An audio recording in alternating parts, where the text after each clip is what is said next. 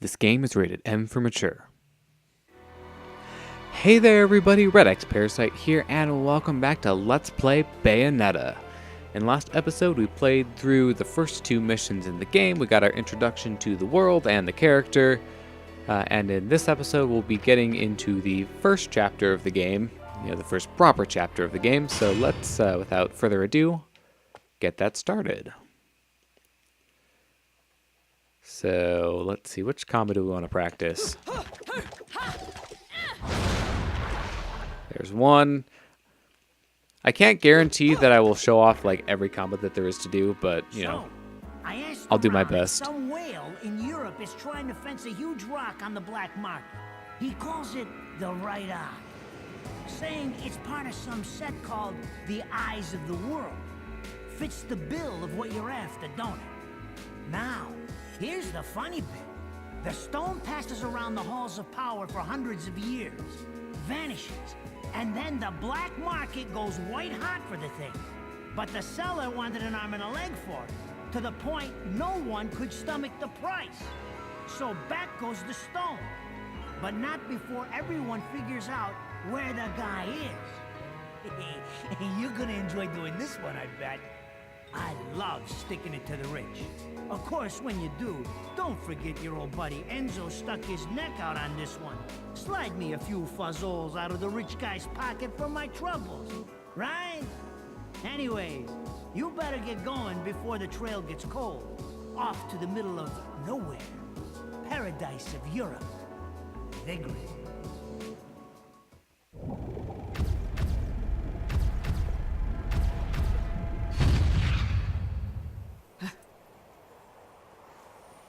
Welcome to Vigrid, our final stop. Entry visas are required of all travelers. Please submit your Vigrid-issued entry visa for inspection upon disembarking. Please make sure you take all your valuable belongings with you. Repeating this message. Welcome to Vigrid, our final stop. Entry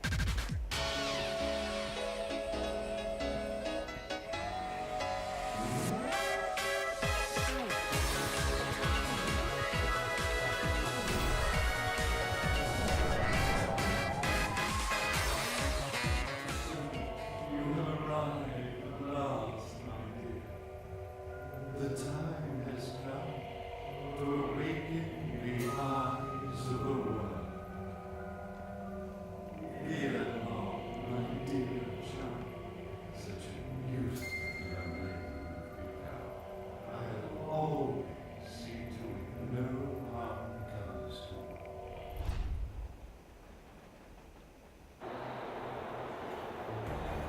So lots of exposition to go through here. There's a lot of kind of discovery in this game because she has amnesia and doesn't remember who she is. So it'll be a little tough trying to avoid spoilers. This is supposed to be paradise? So welcome to Vigrid. Now, okay, I apparently can't kick these benches. There we go. But we're actually going to be getting our first collectible here. Now, if you go up here to the upper level and you destroy all of the benches, which kind of takes a while, it will cause the train to leave. So the one that we arrived on, and that's how you get the first collectible in the game. Not the easiest thing to find. But what we're collecting right there and getting the info dumps on are some concocting materials. And we can use these to make some of the items that you saw at the end in the Angel Attack game. So we can actually make some of those ourselves, provided that we have the right materials. So I generally find the fastest way to get rid of all these benches is to just kick, because that'll get rid of them in one hit. So I think we're almost done here. You get a little cutscene once you actually destroy all of them. Oh, I missed one. I missed two. Probably because of where we came up from the ground level. But yeah, so right now we're actually in Purgatoria, which is one of the, I guess, 4 worlds that are kind of mentioned. So there we go. Train is leaving. What that means is that we can't actually interact with the, people in the real world. Which is good for them because, if we're punching and kicking and destroying things, then would not be good if, they got hit. So, we collected our first collectible, which is a broken moon pearl, which that is what expands your magic meter, and you only need to get 2 of those in order to get 1 more of those, circles on the meter. So, the maximum amount that you can get, I think, is 24 for a total of 3 full bars of the meter. So, now that we have that out of the way, we can finally go forward. The area that we need to go is over this way. And apparently we can walk through these with our guns. Definitely made out of some kind of metal. And no repercussions for that. Then again, it'd be kind of bad if we couldn't get through for whatever reason. So we're going to be going a little off the beaten path here. And so there's a wall here that we can open up using our witch's power, which basically equates to hit it a bunch and eventually it will open. Now these are one-way doors, so once you go on the other side of them, you will not be able to go back. Okay. So now the game's kind of telling us about how to jump again. We have a locked door, and the key is at the bottom of this pit. So this is the first chest in the game. It's actually required, so you can't skip it, even if you wanted to. And after we pick up this key, we're going to have a fight. And the key is technically our introduction to something called angel arms, which are... you can pick them up and use them in place of your regular weapon. So I'll get more into those later, since that one's kind of... technically is one, but it's, not. So here is our first note. So I will be reading all of these. I've been a journalist now for over 20 years, always aiming at guiding the... for the guiding light of truth, always pushing forward. I believe that communicating the truth is the core tenet of all journalism, chasing it until my legs turn to rubber and the truth is burned into my retinas. But my journalistic career has hit an incredible wall, and I must confess that I've been crushed under the weight of the path I have traveled. It all began upon seeing beyond the stone-chiseled history of the old European city of Vigrid, and past the deep scars time had left behind. The passing of history has always been overseen by a select few, and they have left memories of a time stained with blood. This fact is integral in understanding the big picture, but it also causes one to hesitate before becoming involved in such dark history. Treading down this path I believe so firmly in means I cannot afford to lose faith in my convictions. It may also mean that my life is put into jeopardy. However, I hold deep within my heart the hope that even after my soul has left this body, as long as these notes, my proof of being, are passed to the right man, future ages will also come to know the truth. They say that some things come at the cost of your life, but to me, truth is my life. In this age filled with lies and deception, I will forever pray that the truth will shine its light on the path of righteousness. Antonio Redgrave. So, all the notes that we'll be picking up will be his observations, and let's see.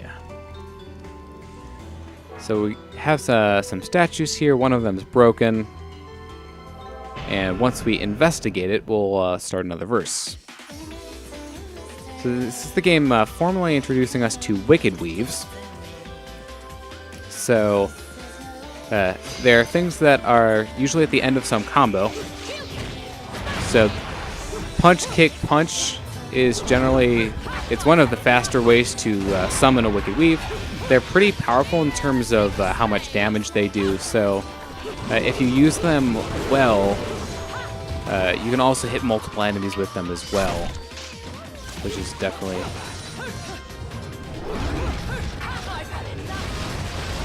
a good thing to do. And they're also, I think, good from a combo standpoint to get you more combo points. You've been naughty. You want to touch me?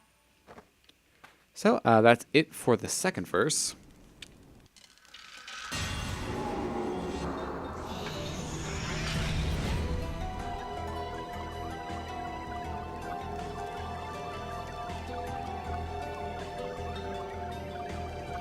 Okay, Lumen Sage and Umber Witch, when their powers meet in a test of strength, the lightning released will be your test.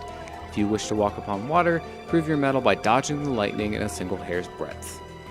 So, in order to get past this, what we're going to need to do is press Y to lift the statues. You have 10 seconds, but in this case, you can just activate it right away. And if you dodge at the last moment, you will be able to run across using Witch Time. So that item we just picked up is a green laurel. It will give you health back if you manage to lose any. Now, we're not going to go forward right away because we have our first instance of an optional fight here. So if you go, I think you have to go across the water. I'm not 100% sure. You definitely have to fix the statues at least. Oh, okay, so I did it bad. We actually have to activate the thing on the other side first and then run back. But there is an optional fight there, so I'm trying to make this quick. My bad for not remembering that completely correctly. So we have to activate this thing first and then we go back and can do the bonus level. What you don't want to do is step onto that platform because that will raise you up into the next area, and I'm pretty sure you can't get back once you go that way. So now we will run back to where we found the key and do this first bonus level. So this level right here is called an Alfheim. So these are specific challenges that the developers came up with to test your metal. Now, they are not easy, and hopefully I'm going to make it look not as bad, but we'll see how it goes. So, they usually have special stipulations that you have to satisfy in order to complete the challenge. In this case, you can only deal damage during Witch Time.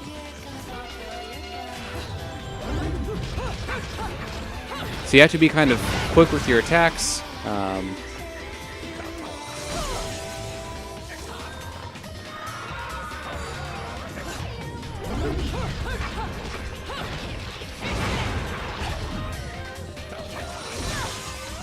So yeah, I'm not doing the greatest at avoiding these.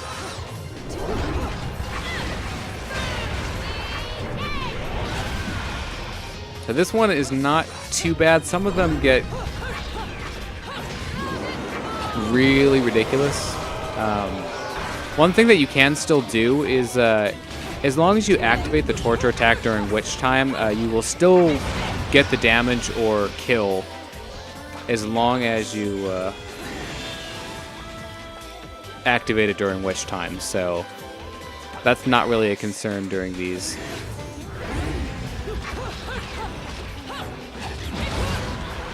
So as you can see, there are the Wicked Weave came out a little bit too late.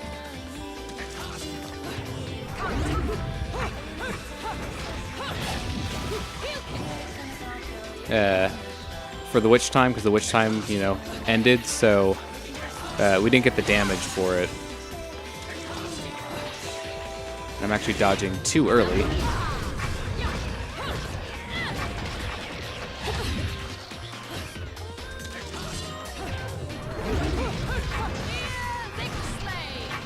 So in this case, you know, the Witch Time ended, but we'll still get this damage.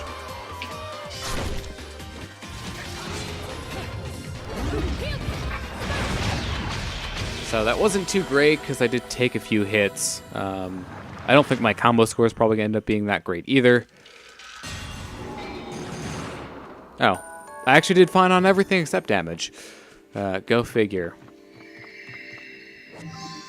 So, for completing the Alfheim levels, for the first time, you will always get either a Broken Moon Pearl or a Broken Witch Heart. In this case, we're getting a Moon Pearl for this one. So, with the other one that we have, we gained one thing on our magic meter. So, while we are running back to the main area to progress, can talk about the scoring system. So, you'll get the 3 scores, 1 on time, 1 on combo, and the last one on damage. And based on your overall score from those, you'll get a score for the verse. And the way that the ranking system goes is stone is the worst, and then it goes bronze, silver, gold, platinum, and then if you get all platinum ranks, for all 3 categories, you will get a pure platinum medal for the verse. And this also applies to the chapter as a whole. So if you get a pure platinum medal on every verse in the chapter, you'll get a pure platinum ranking for the entire chapter. Now this is very hard to do, and obviously I'm not doing that because that would be crazy. But, if you really want to get into this game, that's one challenge that you can definitely do that will probably take you quite some time. It's not the easiest thing to accomplish. I've gotten a few pure platinums on stages, like on actual chapters or whatever, but not that many. I knew it. This town's teeming with heaven's little helpers.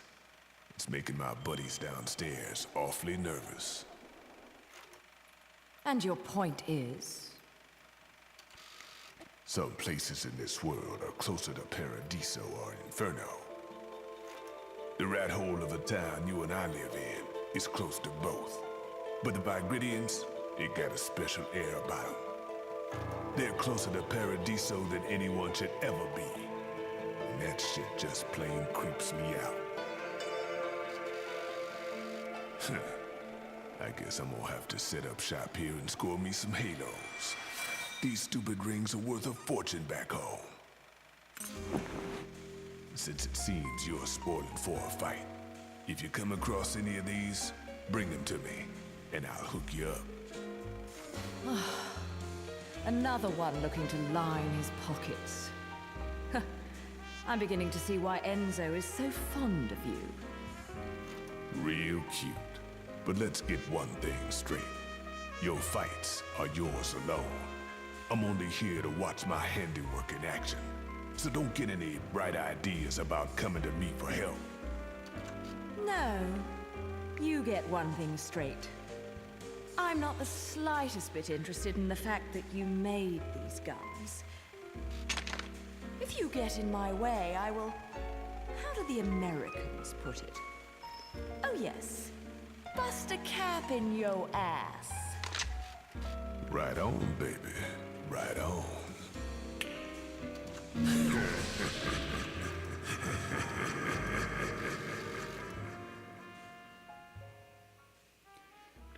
So this is our first formal introduction to the shop in this game. So Rodan runs a bar called the Gates of Hell. And we can go there and we can buy, non-alcoholic beverages related things from him, because he also deals in weapons and other such things that are useful for, us being a witch. So we're going to definitely visit here because it's a good thing to do every so often. You here for business or pleasure? Either way, I'll hook you up. So the track here is called the Gates of Hell. Very appropriate. Also a really nice, just kind of jazzy track. So The shop is divided into a number of different categories. The first one, weapons. Here we can't do anything about right now. You have accessories. These will change up the gameplay a little bit in different ways. And I'm probably not going to be showing these off during the main game because I have other things that I want to buy first. Namely, some of them are items. So as you can see here, some of the witch hearts and moon pearls that you need to get in order to max out your health and magic meters, you actually have to buy from the shop. So the nice thing about these, though, is that they're not broken like the ones that you collect in the stages. So if you buy one of these, you'll actually just be getting an upgrade to your health right away. So I'll definitely be buying all of these. The rest of these items here, you don't have to buy if you don't want to, but you know, if you need more health or that kind of thing can be useful. One of the things that I'll probably be going after right off the bat is going to be some of these techniques. So these are additional techniques that will let you do some useful things. So for example, the afterburner kick here, if you do a jump and then immediately do a kick, it'll let you do kind of this rising attack. So if you knock an enemy up into the air like I just did and you want to follow up, the afterburner kick can be a good thing to help you do that. So I'll definitely be getting all of these. They'll probably be the things that I go after before I buy anything else. And for now, we can't get anything in the Rodin's Treasures section. So starting off, let's see. This is definitely one of the ones I would recommend getting first out of the techniques. So it's the air dodge. So if you're in the air right now, we wouldn't be able to do the dodge using ZR. So you'll need to actually buy that technique in order to be able to do that. So I think I'm going to skip on these ones for now. And I think I'll actually get the afterburner kick too. So that's going to be all of the hills that we have for now. So there will be gates of hell entrances scattered throughout the various levels. Most levels will have at least one somewhere. Some will have more than one. Just kind of depends on like how long the level is and where they think that you might need one. But the episode is getting a little up there on time, so I think I'm going to sign out here. Most of the regular stages are probably going to be too long to complete, in one video.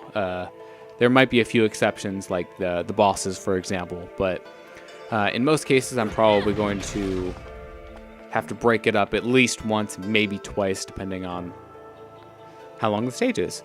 So thank you very much for watching this episode of Let's Play Bayonetta. I've been redxparasite, signing out.